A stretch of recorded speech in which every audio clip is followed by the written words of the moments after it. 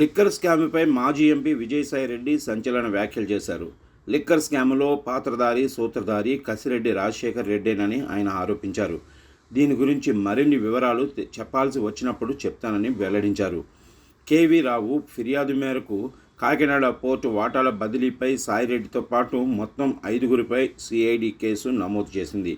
ఈ కేసులో A1గా Vikrant Reddy, A2 Vijayasai Reddy, A3 Sarath Chandra Reddy, A4 Sridhar, A5గా అరవిందో రియాలిటీ ఇన్ఫ్రా ఉన్నారు. ఇప్పటికే ఈ కేసులో విక్రాంత్ రెడ్డికి ఊరట లభించింది.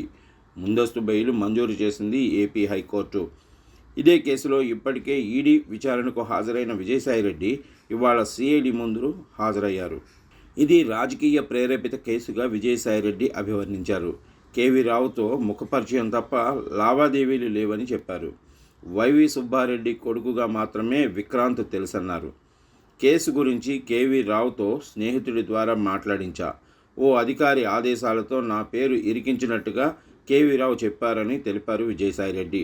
కేవీ రావుకు విక్రాంత్ రెడ్డిని పరిచయం చేయాల్సిన అవసరం తనకు లేదన్నారు.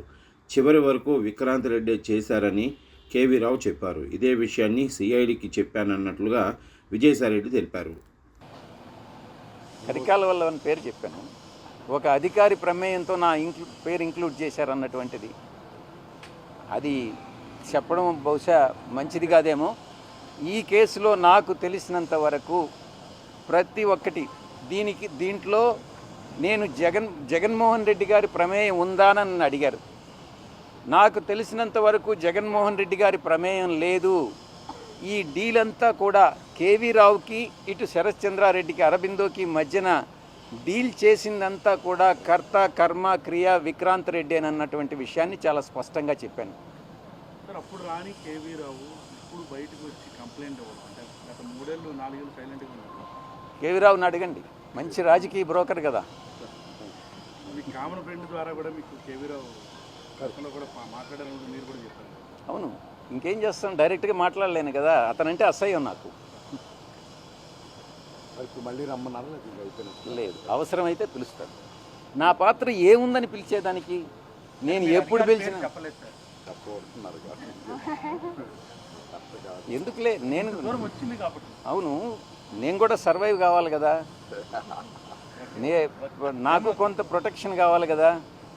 నేను ఆ అధికారి పేరు చెప్పి ఈరోజు నేను వ్యతిరేకం కావడం ఎందుకు? జరిగిపోయింది. ఆ అధికారి మనస్సాక్షికి తెలుసు. దీన్ని ఎవరు డ్రాఫ్ట్ చేశారన్నటువంటిది, ఎవరు డ్రాఫ్ట్ చేశారో ఈ కంప్లైంట్ అన్నటువంటిది కేవీ రావు నాకు చెప్పని కూడా చెప్పాడు.